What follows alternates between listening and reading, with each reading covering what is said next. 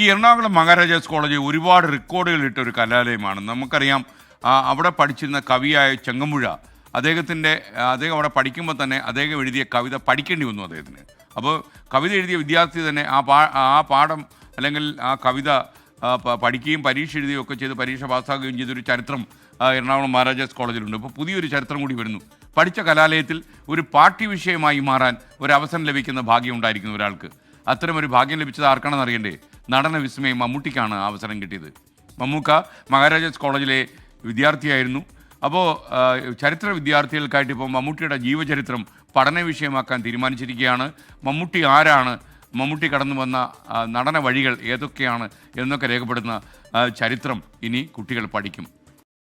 ഇതുപോലെ കാണാൻ കഴിയും എന്ന് നമ്മൾ ആഗ്രഹിച്ചില്ലെങ്കിൽ കൂടി അന്നീ കലാലയത്തിന്റെ അന്തരീക്ഷത്തിൽ എവിടെയോ ഒക്കെ നമ്മുടെ ഓർമ്മകൾ തങ്ങി നിൽക്കുന്നതുകൊണ്ടാണ് വീണ്ടും വീണ്ടും ഇവിടെ ഇതുപോലെ ഒന്നു ചേരാൻ ആഗ്രഹം നമുക്കുണ്ടായതും നമ്മളെല്ലാം വന്നത്.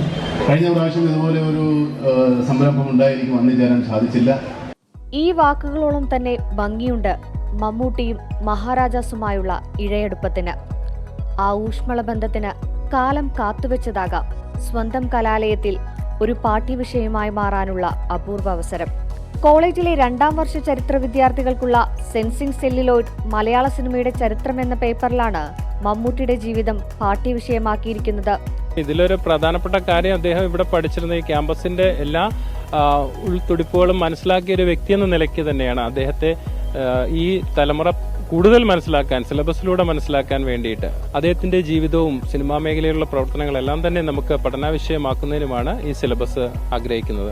മമ്മൂട്ടിയുടെ ജീവിതത്തോടൊപ്പം അദ്ദേഹം മലയാള സിനിമയ്ക്ക് നൽകിയ സംഭാവനകളും സിലബസിൽ ഉൾപ്പെടുത്തിയിട്ടുണ്ട്. അക്കാദമിക്കലി പഠിക്കുമ്പോൾ അവിടെ പഠിച്ച ആൾക്കാരെ പറ്റി പഠിക്കാൻ പറ്റാന്ന് പറയുന്ന എല്ലാ കോളേജിലും കിട്ടുന്നൊരു ഭാഗ്യമല്ല, അങ്ങനെ ഞങ്ങൾക്ക് കിട്ടി. മമ്മൂട്ടിയെ കൂടാതെ ദാക്ഷായണി വേലായുധന്റെ ജീവിതവും പുതിയ സിലബസിൽ ഉൾപ്പെടുത്തിയിട്ടുണ്ട്. കൊച്ചിയുടെ പ്രാദേശിക ചരിത്രം എന്ന പേപ്പറിലാണ് ഭരണഘടനാ നിർമ്മാണ സഭയിലെ വനിതാംഗമായ ദാക്ഷായണിയുടെ ജീവിതമുള്ളത്. ഫസ്റ്റ് സെമ്മിലാവട്ടെ അവർക്ക് ദാക്ഷായണി വേലായുധനെ കുറിച്ച് പഠിക്കാനുണ്ട്. അതുപോലെ തന്നെ വോയിസ് ഓഫ് ദ വോയിസ്ലെസ് എന്നുള്ള വേടന്റെ പാട്ടിനെ കുറിച്ച് പഠിക്കാനുണ്ട്. അപ്പം അതൊക്കെ നമ്മുടെ താഴ്ന്ന തട്ടിൽ നിന്ന് തന്നെ ഇപ്പോൾ മെയിൻ സ്ട്രീം ഹിസ്റ്ററിയിലേക്ക് എത്തിക്കൊണ്ടിരിക്കുകയാണ്. അപ്പം ഇനിയും അങ്ങനത്തെ സംഭവങ്ങളൊക്കെ എത്തണം.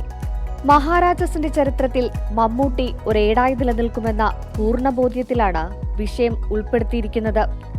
വനിതകളുടെ വിദ്യാഭ്യാസത്തിനും ഉന്നമനത്തിനും പ്രയത്നിച്ച തപസ്വിനിയമ്മ, കേരളത്തിൽ മുസ്ലിം സമുദായത്തിൽ നിന്നുള്ള ആദ്യ വനിതാ വക്കീൽ ഫാത്തിമ റഹ്മാൻ, മഹാരാജാസ് കോളേജിലെ ആദ്യ പിന്നാക്കക്കാരനായ പ്രിൻസിപ്പൽ പ്രൊഫസർ PS വേലായുധൻ എന്നിവരെയും സിലബസിൽ ഉൾപ്പെടുത്തിയിട്ടുണ്ട്. മഹാരാജാസ് അങ്ങനെ വീണ്ടും വീണ്ടും ചരിത്രത്തിലേക്ക് നടന്നു കയറുകയാണ്. മലയാളികളുടെ പ്രിയ താരവും മഹാരാജാസിന്റെ താരവുമായ മമ്മൂട്ടിയുടെ ജീവചരിത്രം പാഠ്യവിഷയമാവുകയാണ്. അതെ, ചരിത്രം മമ്മൂട്ടിയല്ല, മമ്മൂട്ടി ചരിത്രത്തെ സൃഷ്ടിക്കുകയാണ്. അനന്തുവിനൊപ്പം സൂര്യശ്രീ, 24 കൊച്ചി.